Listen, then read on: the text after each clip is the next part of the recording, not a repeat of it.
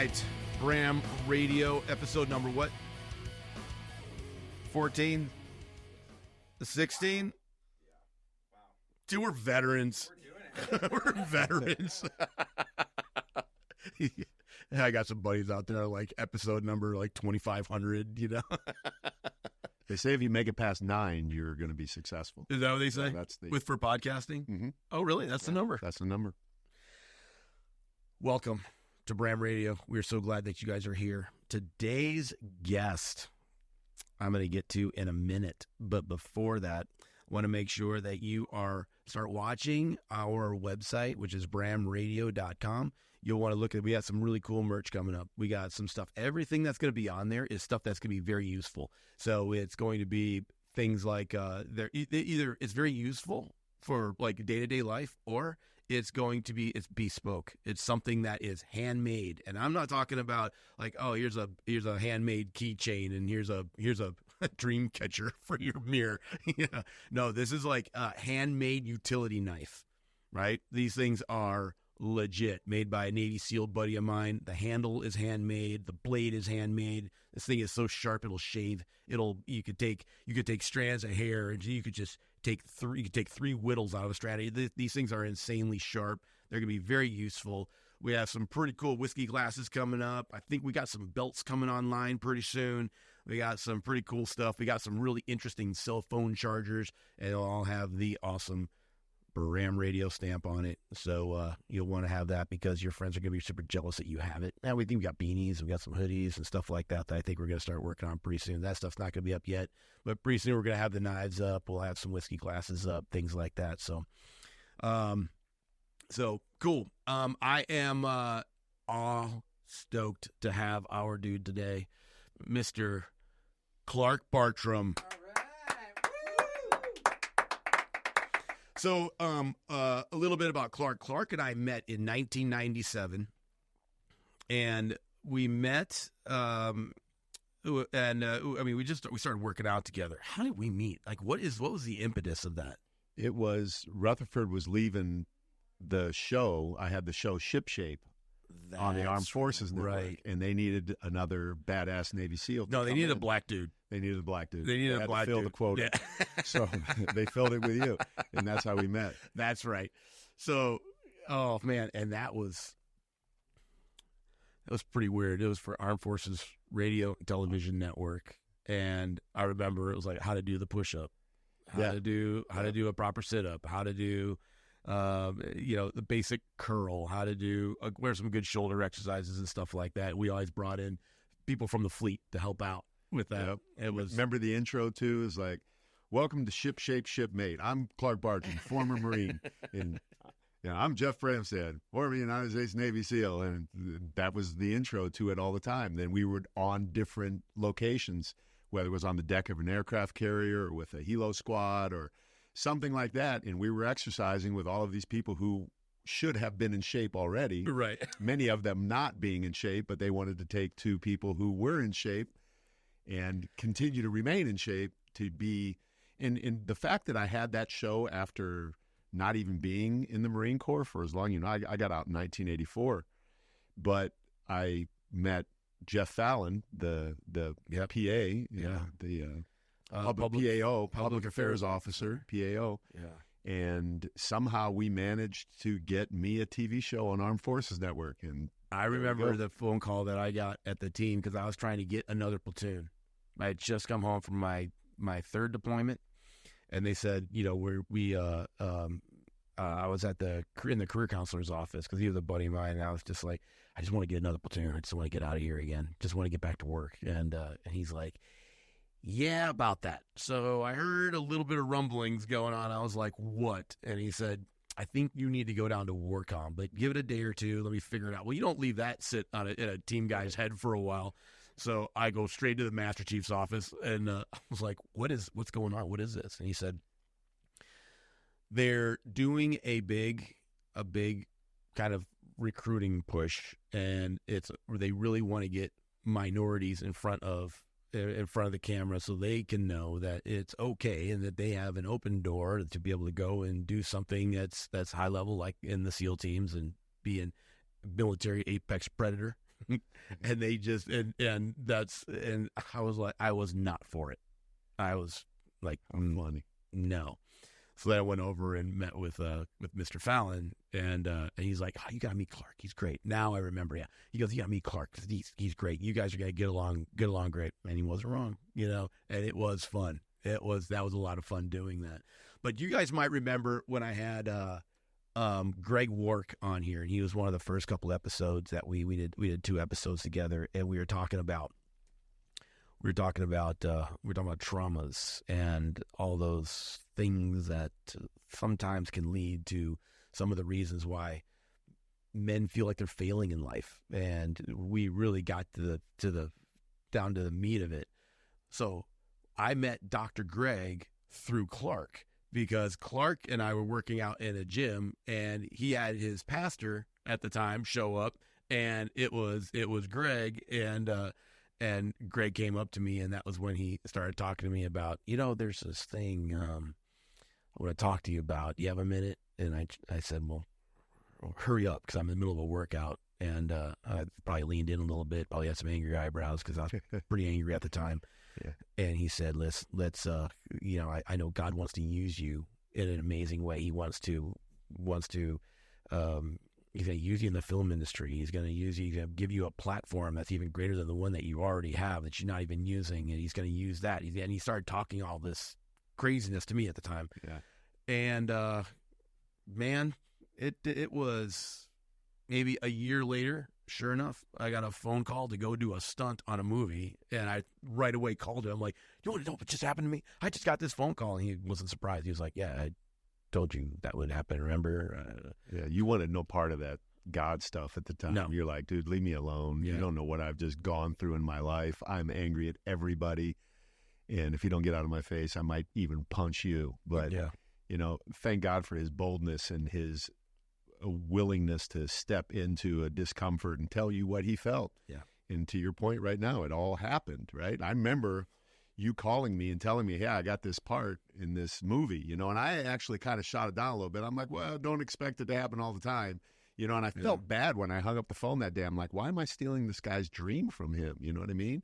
Probably because I was jealous. Maybe I wanted to be doing the same thing, but you went on and did a ton of stuff. 21 years. I just retired. Well, I retired at COVID. Yeah. But again, I was 50 at the time, and I have no desire to be lit on fire and thrown downstairs anymore. Just give it. See that 21-year-old kid over in the corner? Yeah, he's hungry. Let him do it. And he will heal fast. Me, not so much. My knees don't work. I'm bone on bone now. I haven't ran in years. I used to be a pretty decent runner, and not anymore. Getting old ain't for sissies. That's what my dad used to say all the time. Nope. But I remember, man, I have so many memories and stories I always tell about things that I would have never been exposed to had I not met you. One of them that the first time that I ever saw anybody speak at any kind of men's event was you. And it was you and James DeMello? No, it was at Greg's church. I think it was you. I think it was Greg Ray. Yeah. And you and I had talked a lot. You knew a lot of my background and everything else. And you got up there and you basically were just talking to me the whole entire time. And, I felt like I was the only guy in the room, which was awesome, and that was my first real exposure to what men's ministry, how powerful it can be, or just dealing with men's issues and how powerful that can be, and the things that are necessary and needed in that arena, because guys aren't taught. We don't talk. We just don't talk. We're quiet. We just I'm going to suffer in silence, and that just doesn't work all the time. Yeah. And that's how you should feel when you're in an event. You should feel like that person is talking to you and you alone, even to the point where you walk up to them and say, come on, bro, like, seriously, why are you telling my stuff to everybody? When it's coming from the heart and ultimately coming from God, and you're a vessel allowing yourself to be used to speak these words that are meant to be healing. Because we all have trauma, and if we're vulnerable and we admit that, that's where the true healing can start to begin. And I'm very proud of the fact that you have taken that mantle and run with it to a very high degree, you know, now building out your coaching program and all of the speaking that you've done. And most recently watching you on my Zoom call with my men, sitting back, just so proud of the fact to have watched you through this whole evolution of how you've become the leader that you are today. I mean, not that you haven't been the whole time, but now it's on a much higher level, man. So that's just, yeah. Thanks for that. Yeah. So tell us about you. Tell us the Clark Bartram story. Just to give us the short, especially getting into the fitness stuff and some of the things that you've encountered and some of the just tell us about that piece of it. Yeah. Well, you know, I was born a poor white child in Canton, Ohio. Grow up, realized I wasn't meant for the steel mills. And while they're great people, blue collar workers, I appreciate all of that. But something inside me told me that wasn't the place for me. I knew there was more, but I didn't know what. I didn't even know I knew that there was more, but something inside my gut said, you need to get out of here. But because we were poor, we had nothing. I was just having a conversation with my best friend back in Canton, Rich, and we were so naive. We didn't know about college. Like, no one ever said, what college are you going to? And the only option I had was going into the Marine Corps. I saw a guy come in and dress blues out of the corner of my eye in the lunchroom, and I looked, and I'm like, wow, that's what I want to be. And I went up, and everybody else was talking trash to me, like, really, dude, you're going to join the Marine Corps? I'm like, yes. So I joined the Marine Corps, did well. I love it. Unapologetic. Just, that was it. Yeah. As a matter of fact, at the AFI station, I'll never forget it. There, you know, all the people at the AFI station, the news came in, and they were looking, there was like an admiral or a general or someone there, because everybody was making a big fuss. And they were looking for an individual to give one word to describe why they were joining whatever branch they were joining, because everybody's there, right? So I see him pointing at me, and this guy and all of this just beautiful representation of what the military is, with all of the medals and just shininess and pride and all of that. They walked up to me and they said, hey, will you be on the news? I was like, well, do I have a choice? And I didn't know, right? So they said, in one word, describe why you want to join the Marine Corps. And I said, patriotism, without even thinking about it. And I didn't even really know what that was at the time. I just, it felt like I knew, but not at the level I know now. So anyway, that happened. I went through, got out, needed a job, and looked in the paper. And like, all of this is fate. As I look back on it, it was all preordained and destined, because my orders, I graduated meritoriously out of boot camp. Me and my cousin got separated. He went on to Cherry Point. You guys went through boot camp together? We went through boot camp together. Ah, nice. And I graduated with honors. He barely made it out. Right. So we get out, and out of boot camp, he goes to Cherry Point. I stay home for an extra 30 days for recruiter's duty. So during recruiter's duty, you know, I went into the high school that I graduated from and helped recruit people to come in. And then I get my orders. And I look at the orders, and they say, go to El Toro, California. I'm like, yes, California. I'm from Ohio. I'm going to California. So I show up, and the guy who I was checking in with said, dude, you're not supposed to be here. You're supposed to be in Cherry Point. I said, well, it says El Toro. He goes, we don't go by that. We go by the MCC code right next to it. This is 122. Your orders clearly say 123, which was Cherry Point. I'm like, think about that for a second.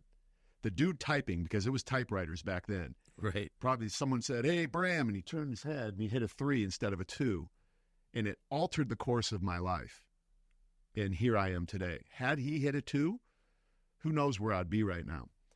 So that happened, and then I'm getting out, needed a job. I look, and it says, instructor needed, Family Fitness Center. I'm like, yeah, I'll work at a gym. So I go to apply for this job at the gym, and the guy says, come back in 2 weeks. So I come back in 2 weeks. And come back in 2 weeks. He did it for like 4 times. By now, I'm needing money. I'm trying to rent an apartment. They say, where do you work? I'm like, all right, okay, let's play this game. Family Fitness Center. Who's your boss? Danny De La Rosa. What's the phone number?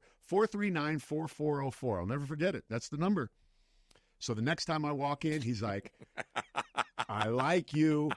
I need you in sales. He said, but I need you to be an instructor first to kind of figure this out. So I was an instructor, met Terrence Cooper there. You remember Terrence? I think, do you remember, you know Terrence? So that name Black sounds dude. He's the praise and worship leader at North Coast yes, Church. yes. Met Terrence there and worked my way through that. Got involved in bodybuilding. Everyone was like, Ernie Miller, another black dude, just a bunch of black dudes in my life right now. A lot, very like pivotal moments. CB, you should compete in bodybuilding. You could be really good. I'm like, I don't want to be a bodybuilder. Chicks don't like bodybuilders. They're all big and stuff. I just want abs. That's all I want. And I played rugby in the Marine Corps, so we were always ripped. After practice, we'd come and pose in the mirror, and I was shredded. I didn't want to get big, but did the contest, ended up winning it. And then from there, I saw James DeMello on the cover of Muscle and Fitness, and it said world's most handsome bodybuilder. And I'm like, I'm better looking than this dude. I need to get on a cover someday. So from the bodybuilding, I saw all of these photographers taking a picture of a guy, and I'm like, why aren't they taking pictures of me? So I went up to the photographer. I said, you should be taking a picture of me. I look as good as this guy.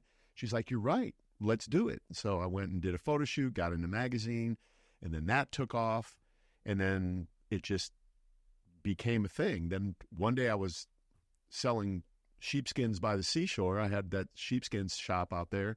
A buddy of mine walked by and said, hey, this girl named Kiana is auditioning for her TV show. And this is, I don't know, 94, 95. So I auditioned. I get that.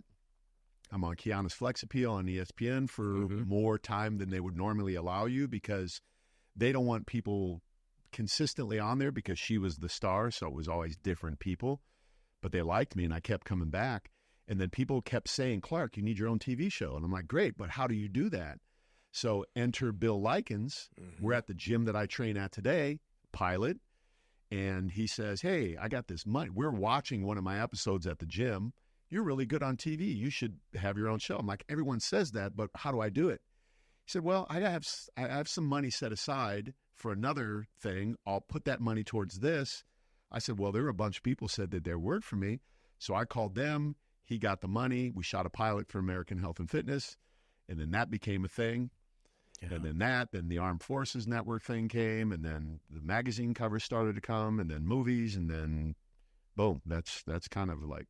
I think with yours and Bill's show, I think I was on the beginning of it. Yeah, you were. Yep. I was swinging a golf club. I didn't know the first thing about how to swing a golf club. Me neither. And we both look all stiff. We were on concrete, and I remember they said, just hold the golf club, something like this. So I'm like holding the golf club, like, now just kind of swing at the ground, but it's concrete, and this is that guy's club, and he loves to golf. Do not hit the club on the ground. So I literally was like I had this thing. And so as I start learning a little bit about golf, I'm still not a golfer. I can count on one hand the amount of times I've even had a golf club in my hand.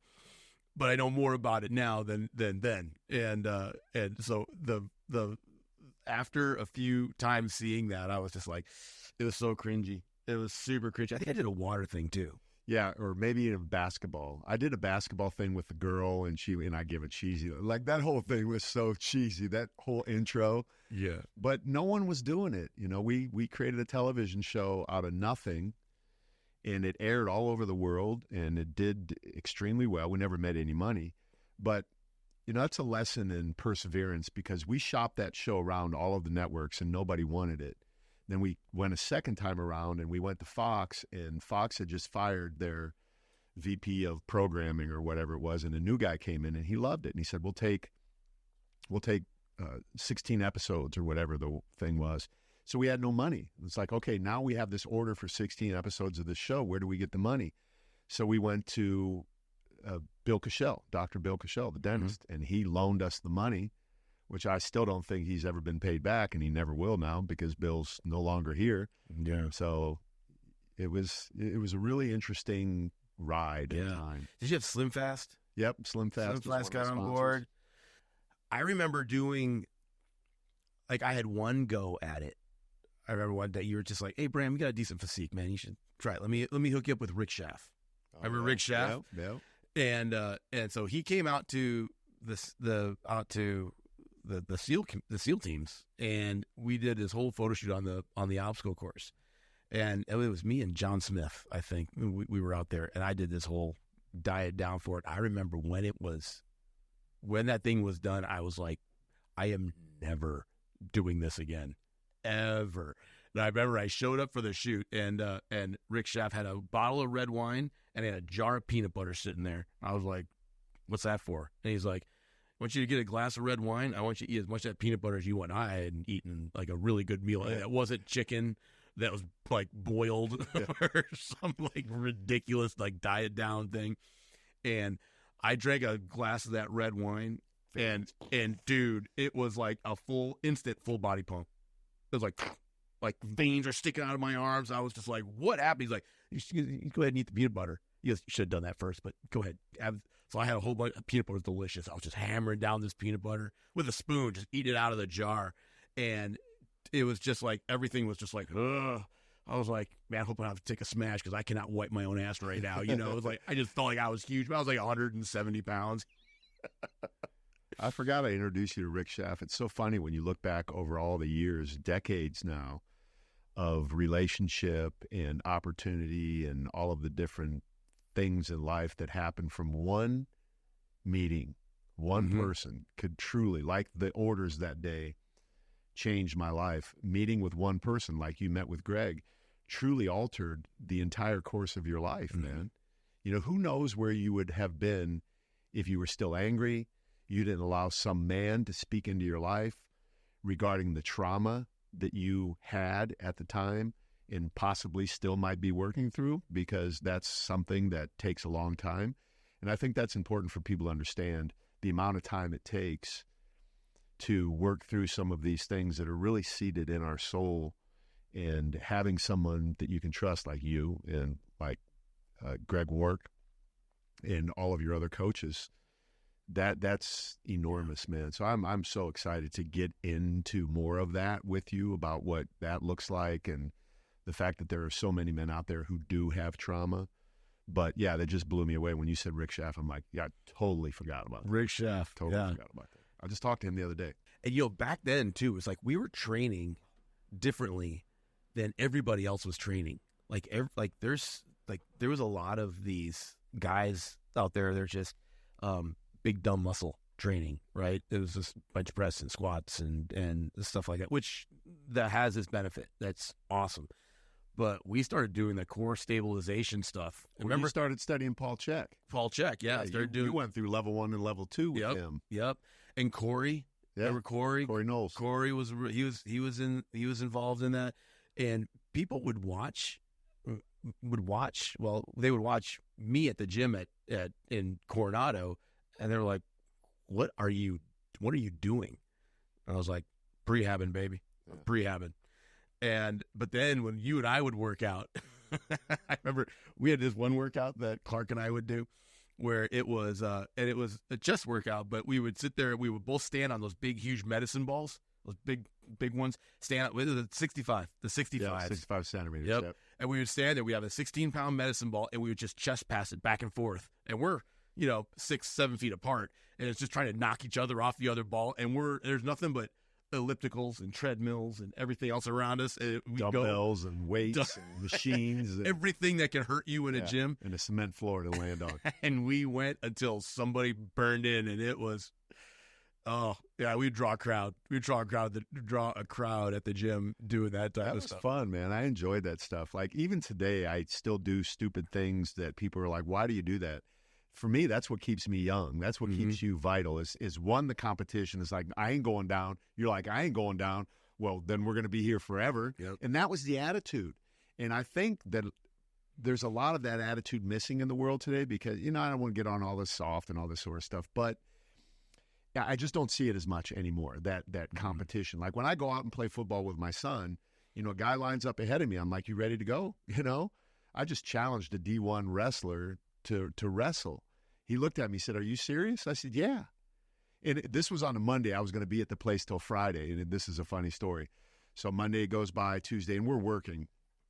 And Friday comes, he invites me to his house. I go there, and he's got super successful guy. He's got a big gym, and on the side of the gym is wrestling mats. So we're in there working out, and he doesn't say a word. He's waiting to see if I am going to own up to my loud mouth. So we're getting ready to leave and say goodbye and all that. And I'm like, so what's up, bro? We doing this or what? He's like, really? I'm like, yeah. And he looked at his buddy. He's like, turn off the music. And I was like, oh, no, here we go. So my shoulder still hurts to this day. He snapped my head down so hard and probably, tore a labrum or something in there. And I actually, this was 7 months ago. But I left with so much respect from that guy. And every time he refers to me in a situation where we're in a business meeting or something, he's like, I've never met someone as competitive as me until I met Clark. And I love that, man. That's what keeps me young. Yeah. I know you said you didn't want to go the soft route, but right now we have a new generation of men coming up that are not competitive. Yeah. They might be competitive on Xbox or PlayStation, but I didn't fact check this because I don't care about fact checking things, But I was listening to a source that I respect, and it's a radio talk type thing, and they were talking about the state of men growing up now, and they said that 73% of the young fighting age males right now would not be able to enter the military because of their disqualification. Usually it's obesities, or it's maybe a lack of the ability to pass the ASVAB. It could be academic, or there's a physical, or they're just so out of shape that they couldn't go and pass the physical entrance exam. 35% of fighting age males, I don't know if it was males or if it was just fighting, like the age of people joining the military, men, women, I don't know what it is, but 35% of them have said in a poll that they would rather die than defend this nation. Which I was like, okay, so we went to that. We went to that extreme, that level. And so it's, if you, looking at the state of things, so like the competitiveness is gone. This morning, I do jujitsu every several days a week, at least. Yeah, these ears didn't come from sitting in cubicles. And it's on.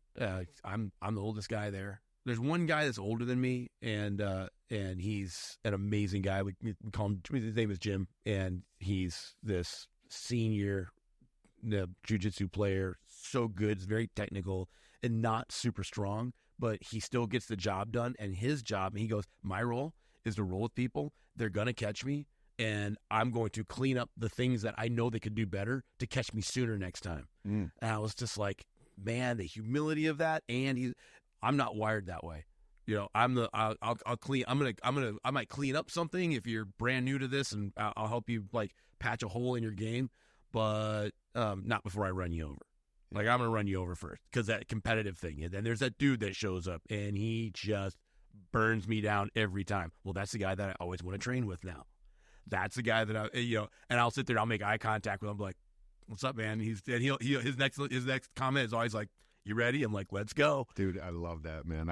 So when I was going, me and Mitch were going for a while, and you know how they'll pair you up. You go through all the drills, then they pair you up. And they were doing that, and the professor was on the other side of the room, and he was a brown belt at the time. And he's pointing to everybody. I'm like, you. And I was way stronger than him, and I could manhandle him for a while, but any good jiu-jitsu player is just going to wait it out and get you. And it's always fun being put in that position of, like, I'm not the baddest dude in the room. I like to think that I am, but being put in a position only makes you want to get better. Like when I coach my guys, I have them reach out to me every morning on a scale of 1 to 10 and give me where they're at on my 5 principles: mindset, meals, movement, community, and integrity. I said, no one's ever at a 10. If you give me a 10, then we're going to have a talk. Don't ever say you're at a 10. There's no one is operating at a 10. A 9 is even a high number, right? I say if you're at a 7 or above. But anyway, I just say that to say that there's always room for improvement. And that goes back to that whole thing with trauma. I think some of the reason we don't improve is because we're stuck, right? There's that whole idea of what do they call it, where you're stuck at a situation in life where you had the most trauma and you can't grow beyond that. Yeah. There's a word for it. Arrested development.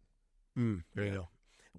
When someone has experienced that level of trauma, it's kind of like addictions and stuff like that.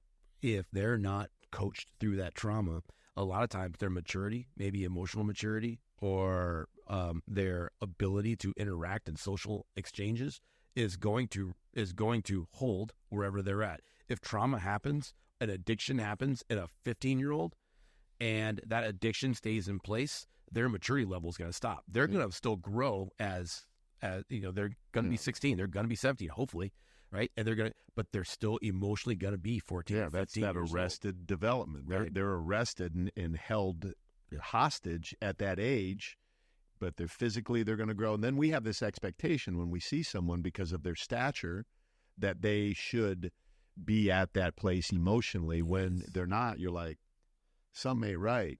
Then you start asking questions, and most people are just going to hide from the honesty part of it and say, well, at the age of 14, I was molested or whatever happened, and not allow the healing process to happen. So it's... Yeah, and I remember Dr. Greg walking me through some of my traumas, and this is after relationship, leaving a wake of death and destruction in my path of just messes after messes. And he would always kind of walk me through stuff, but then one day I called him and I said, hey, I'll never forget, it was January of 2012. So if you think about it, it's 12 years ago. I woke up and I said, there's 1,000 pounds on my chest and I don't know what it is. What do I do? And he said, I have been waiting years, decades for you to come up and say that. So 2016, I've known the dude for 20 years at this point. I said, you would think that over the course of the last 20 years, you could have come to me and said, hey, Bram, we have something we need to deal with. He said, no. Yeah. He goes, this is something you need to come to this realization that it hurts enough for you to want to change. The pain to change is going to be less than the pain to stay the same. When that happens, now we can take some steps forward. He goes, I am so happy that today is here. And I remember what it was, and I had to go and deal with traumas. And for me, they were rejection traumas. And as soon as I dealt with those, the level of forgiveness that happened, to when I learned that forgiveness was going to be the catalyst first to be able to get through it, that broke the power of the trauma. And I really didn't even learn this until I really started getting in Greg's stuff about the trauma stuff that he's been developing over the last 30 years. Little did I know that I'm a large part of the development of his program to be able to beat traumas. But now that I know it, you have to break the power of the trauma. And then you have to break the pattern of the trauma. If you break the power and you don't break the pattern, the power is going to come back. And it's going to come back stronger than it was before. It even says in the Bible that if you abandon that, right, and you leave it behind, and then you move forward in life, and then you give it an avenue of approach for that trauma, for that whatever, that pattern, whatever it was, to come back in your life, is going to come back 7 times stronger. And that's what I was feeling inside. I was just like, So I remember that vividly, that breaking that pattern. And I have so many friends recently that have been killing themselves, literally committing suicide. And one of them was this guy that was known, had written books on traumas and post-traumatic stresses. And he was walking guys through it. What he didn't do is he didn't break the pattern. He had broken the power, but he had not broken the pattern. And as a result of him not breaking the pattern, it became overwhelming for him, and he ended up killing himself. So yeah, it's a big, huge thing. But you're working with guys now. So tell me about your coaching thing that you're doing now. Yeah, so the coaching program is called Maximize Man Elite, and you asked me when I came in. So tell me about it. You're doing fitness coaching, and I don't really consider it fitness coaching. It's more lifestyle, and it's because anyone knows how to get in shape. Like, wait, what's it called? Maximize Man Elite. I see what you did there. Yeah, I see what you did there. Yeah. I love all it. Of this stuff that we have comes from a mentor of ours. Back when we first met, Dr. Ed Cole. And it just happened. James even said, yeah, I wonder what Paul Cole will think of that, his son. I'm like, well, he should be honored by the fact that I've taken this mantle and this teaching, and we're still quoting this man who's been gone for 20 years now, however long ago he died. But yeah, Maximize Man Elite is taking the person as a whole, because you cannot separate the body, mind, spirit. I can't just tell someone, hey, get on the treadmill, eat white fish and asparagus, because they know this. They can go anywhere and get that. But what they don't get elsewhere is what I provide and what you provide. It's this ability to see beyond the words that are being spoken and the energy that is coming off of them when you're watching them on a Zoom call or in person. And God has just given me this unique ability to speak to men in a way that is just no bullshit. It's like, no. I have CEOs of Fortune 500 companies, guys that are surrounded by yes men. They see me online. They like my brash style. And when they come to me, that is continued, because I'm just going to be me, 24, like you said, unapologetically. I don't care. Yep. You came to me. You wanted help. Now I'm going to help you. I owe you getting in shape. And that might include quitting your country club, stopping drinking, doing all of these things. Are you cheating on your wife? What's going on here? Because all of these things will manifest somehow, some way. And typically it's in your body. Right? You get heavier, you get high blood pressure, you get all of these different things. So because these guys allow me the privilege of speaking to them honestly, people get results like crazy. And they become maximized men. And it truly goes beyond like I literally never talk to them about fitness, because fitness is the last thing in the world that I need to be talking to them about. I need to be talking to them about all of these other things, which include traumas. I'll give you a real quick story that we were talking about this yesterday on my Zoom call, or Saturday. We had a guy that I do a thing called the CB experience, because my business is CBX, Clark Bartram Systems, so CB experience. These guys come to my house to spend a couple days because they see it on video all the time. It's like a movie set, right? They want to see the driveway, the gym, the office. So they stand at the end of my driveway and they run up one at a time. There's a lot of pageantry to it, and we really put a lot of thought into it. So one guy came running up, and we're all in a circle, and I'm welcoming them, and this guy just pops his top off. And he said, I've not been able to take my shirt off in front of anybody since I was 14 years old, because I had a coach tell me you had bitch tits or something like that. And it traumatized me. And this was the first time ever that I was able to take my shirt off.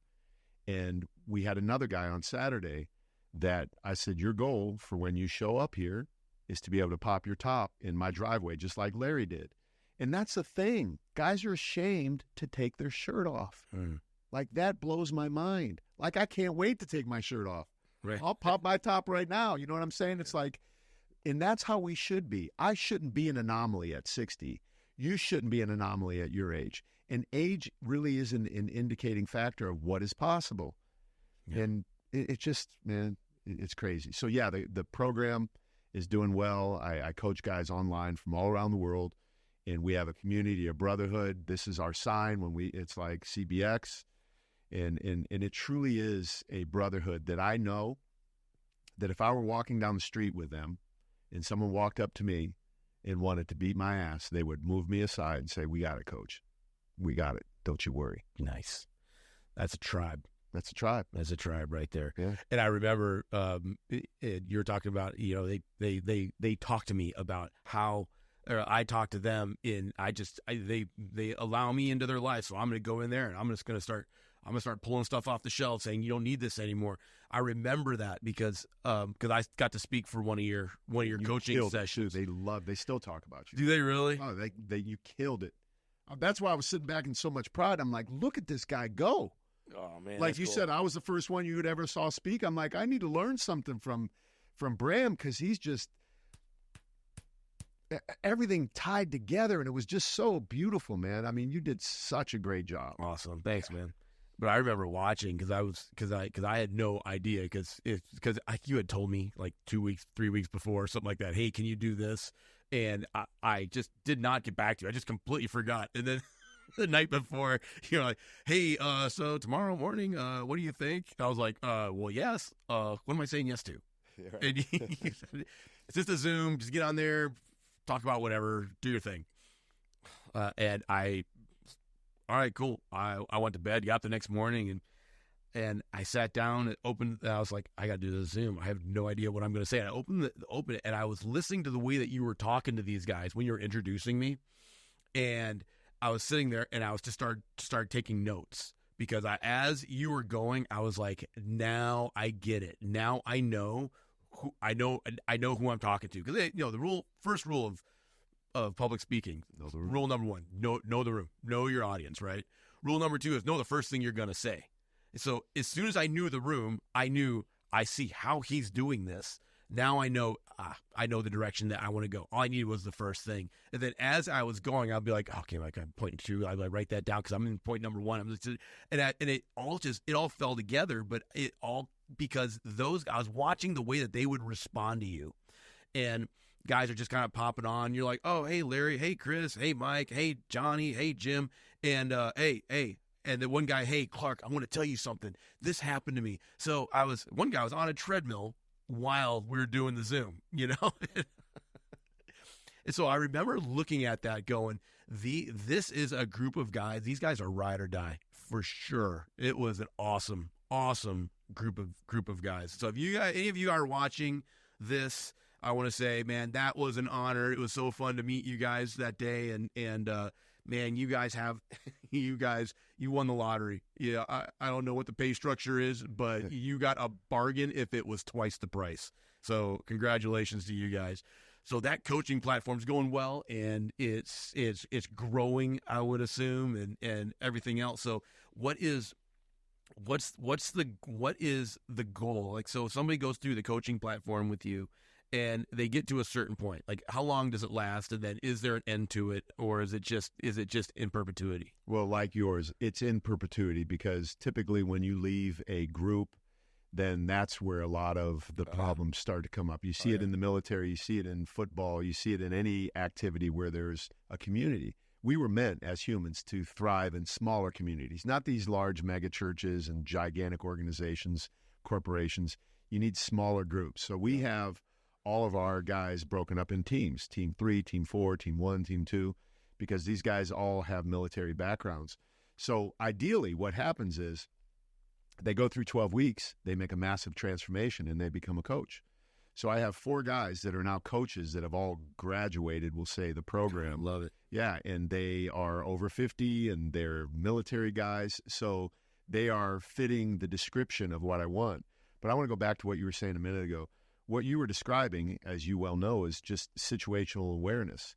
I knew that you would pick up on how I talk to those guys. That's why I knew I didn't need to download you a bunch of information. Like, I don't need to do this. So I'm aware enough of the room that when I'm speaking, I was intentionally doing that because I knew you were on the other end with no forethought, no meditated conversation. I knew you were doing what you were doing, and I knew you would jump right in. Because you're prepared. For out of the overflow of the heart, the mouth speaks. Right. You have that stuff built up in you. It's there at the ready. Just like a jiu-jitsu move is there at the ready. Just like jumping out, and if something happens 15,000 feet, you are ready for what's next. Yeah. That's how we operate. You don't think in the moment. You're already filing 5 things ahead in your brain. Like a good jiu-jitsu player is not thinking about the armbar. He's thinking about when this guy reacts to the armbar, what I'm going to do, and then he's thinking about that, and it's just this process. So that's how you are when you speak, and I knew that, and that's what I do with everybody, because I won't really allow anyone in that room to get in front of my guys, because I'm protecting them from messages that aren't going to make them maximized men. Yeah. Maximized men. I love that title, and it didn't hit me the first time, but then it took a second to spin. And I was like, so Dr. Cole had a book called Maximize Manhood that was just basically it is the go-by book and it's timeless, 100% timeless. And there he had another book that he had that I really just loved, and I read it, I don't know how many times, and I'm always referring to it. And it's called Sex, Money, and Communication. I knew you were going to say that one. I didn't jump in. Right? Yep. Sex, money, communication. To me, it's kind of like the 10 Commandments. Fight a sin that's not in the 10 Commandments. You can't do it. It's just not possible. You can't do it. But in sex, money, communication, find a reason why a marriage isn't going to fail and see if it doesn't attach to sex, money, or communication, right? You might avoid the sex, might avoid the money, but you're never going to avoid the communication, because everything lives and dies by communication. Everything in business and finance and relationships, and it doesn't matter. I just had our ops guy here at Scott at San Diego, Woody. He just called me up one day. He goes, "Man, I need to know more. I need to know more about this. I have tools and I have abilities, and you're not using them. You need to tell me more." And I love it when my leaders stand up. Amber, she runs our school. She's come to me before and said, "Hey, okay," because I always ask them, "How am I doing? How am I doing as a leader? Am I what you need, or what do I need to do more of?" And when somebody can trust you as a leader, and they know that they can be brutally honest and not have to have me like come down and say, "Oh, I can't believe you said that to me," and get all offended. I'm not going to get offended. I'm really hard to offend these days. Really hard to offend. Unless you're supposed to be training, but instead you decide to stay in bed, then I might get a little offended. But that's neither here nor there, and it might be an inside joke between me and one other person who shall go nameless, but it does rhyme with Sam. So he doesn't even think that's funny. He's 5 minutes. He's like, I'm really hard to offend. But when these guys come to me and they say that stuff, it almost fires me up, because I'm like, I get an opportunity to grow. I get to get better right now. And they're not coming at it from an angry perspective where they're saying, "You suck." They're saying is like, "I think it's awesome that you said that to me. Here's what I need to be able to do to be better for you." And and being a good leader is something that is like, when you're coaching your guys, right? There's a lot of leaders. I could tell by the rooms that the guys were sitting in, right? There's a guy that was sitting there, and he's the guy that got up to go get something from the back of the room, and I started making fun of him for doing that. And I was like, "Hey, you getting one for me? Whatever you're getting, It's guys like that. I could look at the rooms that they're in, and they're established rooms. I was like, these are guys who aren't the guys trying to figure out like, can I get another shift at the Home Depot, right? And nothing against the Home Depot. To me, it's my happy place. I love going to the Home Depot, and I love talking to the guys there because they know 10 times more than I do. But these are guys that have people that are counting on them, and they're saying, "I need to be the best version of me, because if I'm not the best version of me, then I'm going to let down the people that are in my tribe and in my family, because you guys have your tribe, but the tribes have tribes. The tribesmen have tribes of their own." Yeah, those are the people that the program attracts for sure, because that's what I want. And I know that that's my gift, my calling, and my purpose. And like you, I want to be challenged. I'm always asking, how can I get better? What can I do? And that's something that I loved in my marriage. You talked about communication. I want to sit in front of a counselor and have that counselor say, "You need to do this." And I say, "Roger that. I got it. Let's go." And if both parties can do that, right, with the idea of offense, we choose to take offense at things. We never need to be offended. The reality is we choose to be offended. Yeah. Being offended is definitely a choice. One of the things that I always on our coaching platform, one of the things that we're always trying to press our guys towards is, the people that are in your life, do they add value? Because for me, being a leader, and my time is so valuable, and there are so many people that are going to be a pull, and they're going to be taking resources out of you that are not, that I can't be losing these resources because these people over here that I really like. How many times have you ever given someone advice and they're like, "Yeah, thanks," and then they bolt and they don't do what every time, right?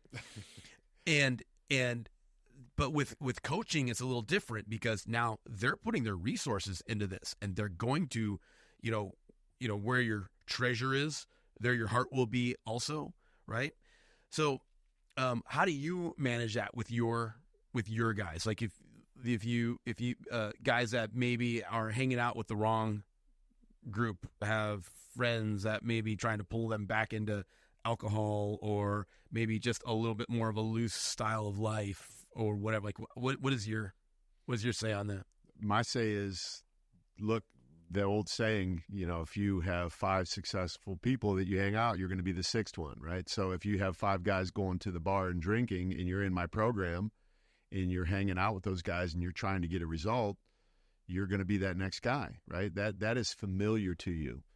And that familiarity is what pulls people back in, because changing is hard.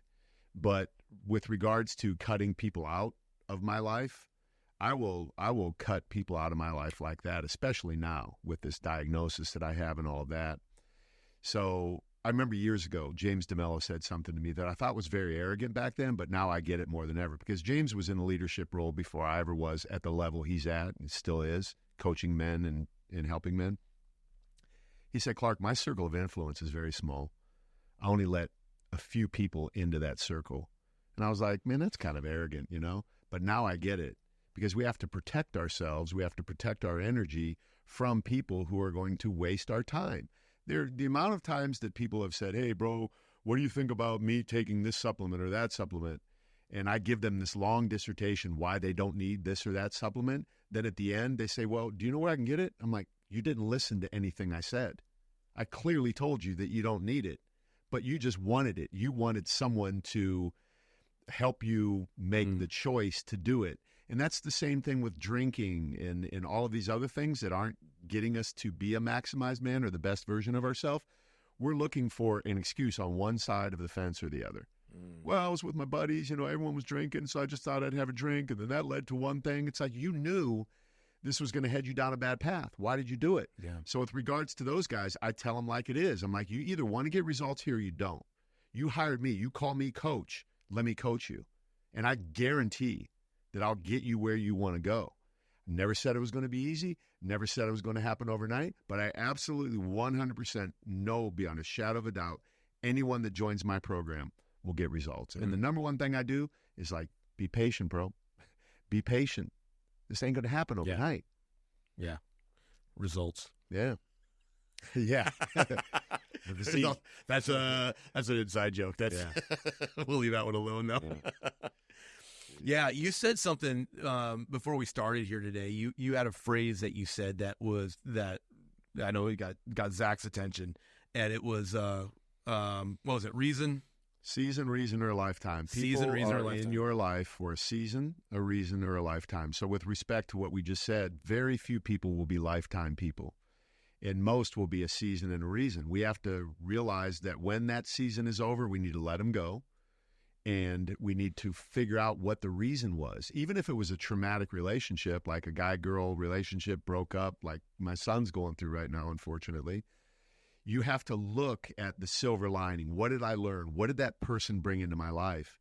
And then you release them. It's like fear or anxiety. You can speak to that fear and anxiety and go, you know what? You served your purpose in my life. Thank you for teaching me these lessons that I could only have learned in that darkness, but I release you now. I don't need you anymore. You did what you came here to do. Yep.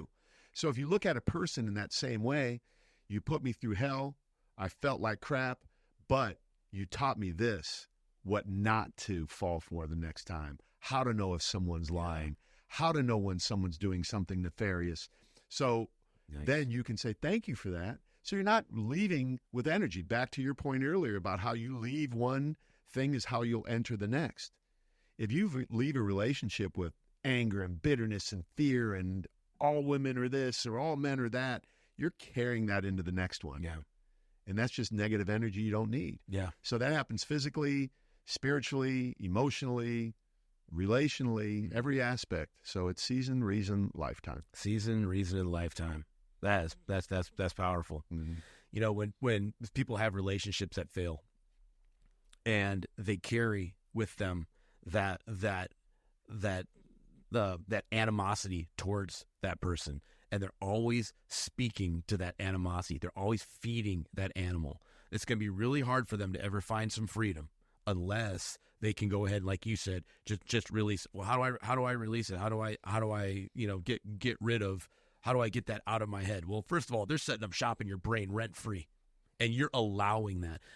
But then when they say things like, when someone says something like, I will never trust another woman again. I will never trust another man again. I will never be able to be in a relationship like that ever again. And I have those people in my life. I have people that work for me that say, I will never do this again. People close to me. And I said, when you say that, do you know that you are giving the enemy, you are giving them legal access into your life to continue to wreak havoc because of your inability to say, that was terrible, that wasn't awesome, if I look at it from my perspective of where I'm standing right now, because I'm looking at this big, huge failure, I guess, in my life. But if you say, but like you said, I gained this, and I gained that, and I gained this. Now I am smarter coming out of this than when I went in. But you know what? That right person is out there. That right relationship is there, and I am open to finding that. Now all of a sudden it's almost like you take this situation and the whole page starts to turn. The whole script begins to reverse, and things start to pan out because of your mindset towards a relationship, instead of just focusing on the woe is me, the Eeyore, and just being, I'll never find another like that. I can't believe that happened to me. And when you start thinking like that, man, of course failure is going to happen. If you look for it hard enough, you're going to find it. Yeah. It's normal to have anger or this disbelief that it's possible to find somebody who's good. But the reality, what I tell my guys is it's okay to sit in that anger or that fear for a moment, but I give it a finite amount of time. Whatever emotion I'm feeling, and it's all a choice. Mm-hmm. We said being offended is a choice. Having joy is a choice. Mm-hmm. All of these things are our choice. If we're in that moment where we're like anger, every girl's a whore, every guy's an F-boy or whatever, that is a choice for you to believe that. But what I tell my guys in my coaching program is give yourself a finite amount of time. If you woke up, quote unquote, on the wrong side of the bed, which is not a thing, by the way, but if that is how you're going to frame it, say you wake up at 6 and you're not feeling good and you're thinking you're going to have a horrible day. I give myself to 6:30 to be what I refer to as a bitch-ass dude. I'm going to be a bitch-ass dude for 30 minutes and wallow in my sorrow. But when 6:30 hits, I'm done. I am choosing this is the day that the Lord has made, and I will be glad and rejoice in it. Mm. The Power of Now, Eckhart Tolle. We've both read that book, and his voice probably bugs you if you listen to the audio as much as Paul Chek's did. I remember you saying, dude, I can't listen to him anymore. As smart as he is.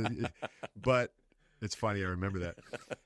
So I am living that way now more than ever since my diagnosis of cancer. And that's important to talk about, too, because I want every man who's watching this, you're in this demographic, go get your PSA checked. I'm on a mission now more than ever, even beyond my coaching program. It's given me a new platform and a closer connection, because part of the problem I had with advertising my program, I told you we're getting ready to scale, was having my ideal client connect with me, because I'm 60 and I'm in great shape. They're like, there's no way I could ever look like that guy. So it's easier in business if you're closer to your target demographic, because they believe they can get there.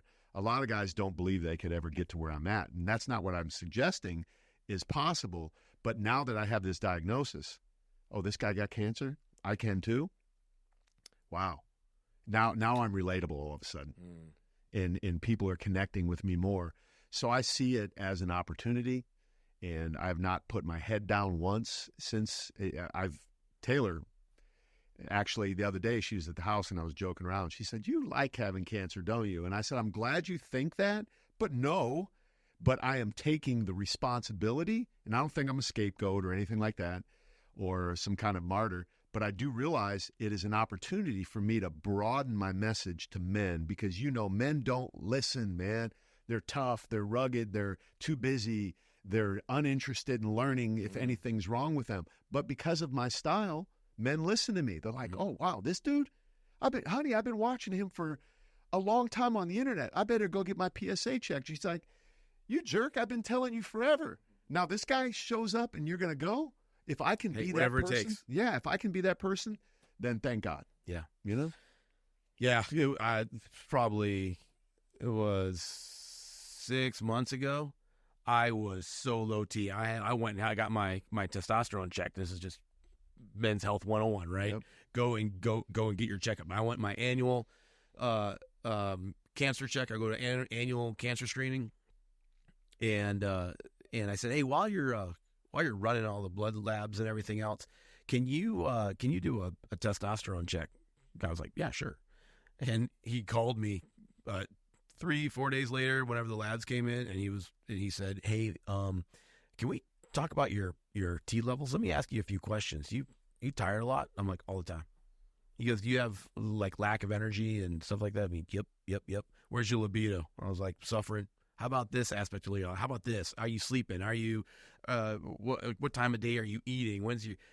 He said, man, you are the classic case of low T. I said, well, where are my numbers at? And he said, well, this one ranges from here to here, and you're off the bottom of that one. This one over here ranges from, it's a really big scale. It's one like from 200 to 900. He said, you're in the basement of that one. You're still in the range, but you're really low. And so I got with this group called Opt Men's Health, and they started sending me like the testosterone therapy, and they said, I said, what's the downside? They said, there really isn't a downside except for you're going to have to do this for the rest of your life. Yep. I said, I'm okay with that. Am I going to sleep well at night? Like, yep, because I was sleeping 3 hours, 4 hours, and then I would wake up and I couldn't go back to sleep and pacing, thinking about stuff here at work and stresses and all these other things that are going on in my life, that I got a lot going on. As soon as I got on that, it didn't take but maybe 3 days, and I'm sleeping through the night. Everything else, I started getting some muscle mass back. I started, having the energy to be able to go and do stuff instead of just sitting there with a book or sitting there watching a TV show or something like that, which neither one of those are in my character, especially the first one. Book. And it just changed my life, But with that, my PSA test has to be quarterly now. And it's because as soon as you start taking anything into your system, any kind of testosterone replacement therapy stuff, that stuff can start to, if there's a cancer in your body, it's going to feed that as well, along with sugars and a lot of these other things. So as I started figuring that out, I said, well, I need to go and make sure that happens. So I've been doing that often. And so when I heard you, we talked on the phone one day, and he said to me, like, hey man, get your PSA check. Have you had your prostate, Yeah. And it was, while I was still low T, I was like, no, man. In fact, I'm going to get my checkup here in a month or whatever. You're like, good, make sure you get that check in there. And so, yeah, I remember that, but it has been, for me, knowing at my stage of life, being 53 years old, knowing that the cancers and the likelihood of cancer increases now the older that I get, because I got a lot of stuff in my history that is military and stuff like that I've taken into my system or been exposed to or whatever. And so now it's just being watchful. Yeah, that's really what it is, too, is a lot of people misunderstand the whole diagnosis of cancer. It's really just a symptom, and I'm doing a deep dive diagnostic. And I went all the way back to when I was a Marine. I was a bulk fuel specialist, so I handle a lot of JP5 jet fuel. I've been doused from head to toe more times than I can tell you. And I was telling my integrative doctor, he's not really a standard of care allopathic guy, and that's kind of the route I'm taking, because that's a whole different conversation. But anyway, he was asking me what all of my exposures were, and I said, I have a feeling that maybe this jet fuel had something to do with this, because it's not one thing. It's a collective of things. Just like getting in shape is not getting on the treadmill. It's a collective of things that you do. So it just so happened that the other day I said that to a guy who I think he's 27 years into a Navy career right now. Very smart guy, trainer on the side. Sent me an article in the Armed Forces magazine. In the front cover, it says jet fuel connected to cancer diagnosis in people. I'm like, wow. I knew it innately, and I knew it. But the whole point of that is, a lot of people will treat the symptom and not the actual problem and do a diagnostic. And unfortunately, in our allopathic medicine in Western culture, they don't have the time or even the desire or the resources, 7 minutes that you have to see your doctor, to really understand the underlying factors, the chemical exposure, the bacteria, the parasites, the heavy metals, and all of the things that collectively enter into your body and have to manifest somehow, some way, somewhere. And mine didn't manifest in being overweight or any of these other things. I got prostate cancer, but one of the biggest things I think is the contributor is stress. Stress is the number one cause. And, there was a lot of marital stress for me at the time for a long time. I told you about that, and I'm telling everyone, I'm not hiding from it. And, Anita and I have worked through a lot of stuff, and I know that I can be healed of this by eliminating a lot of these things. And whether or not I need to do some of the standard of care treatments, that's yet to be determined. But I'm leaving no stone unturned. I am finding out everything. I'm shooting a documentary about it so I can expose men to the fact that there are alternatives to your urologist saying, hey, we need to cut this out, and just automatically getting something cut out of your body that you might not have needed to get cut out of your body. And what I'm telling guys is this: don't let your anxiety dictate your treatment, because that's what happens. I got cancer. I'm going to die. Get it treated, because everybody's going to be coming at you, all who love you and care and are concerned about you, saying, what are you doing? What are you doing? My answer is, trust me, I got this under control. I got a quarterback. I got a team. I'm learning. I'm doing things. Part of this fast that I'm on right now is just autophagy. I want to just turn over the cells, get rid of some stuff, slough some stuff off, see what happens. I had my PSA check before I came here. I'm holding steady. As long as I hold steady and I have no PSA velocity, as they refer to it, I'm good. I have time to look at these alternative treatment modalities. So that's where I'm at. Wow. Yeah. How can people find you? On Instagram, I'm at Clark Bartram. Anywhere, TikTok is the real Clark Bartram. Your son's over. He's like, he's on TikTok. I'm famous on TikTok, bro. I got like 1.3 mil on TikTok. Do you really? Yeah. Nice. Yeah. You're an influencer. I'm a real life influencer. I'm a real life influencer, man.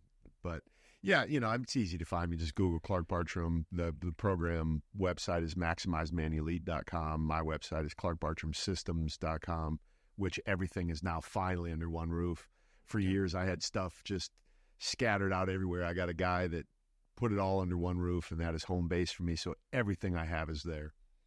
So yeah, we are so stoked that you came in here today, Clark. I had a blast with you as always, and to go back to something that you said earlier, reason, season, time frame, right? Those are three. Reason, season, lifetime. Lifetime.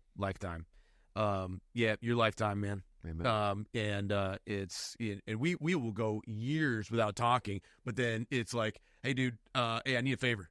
It's like drop right back into where we were before, and that's how you got somebody there who's just always gonna show up. It's I heard one guy on a podcast. It was a clip, something like what you do, and he said a 3 a.m. buddy.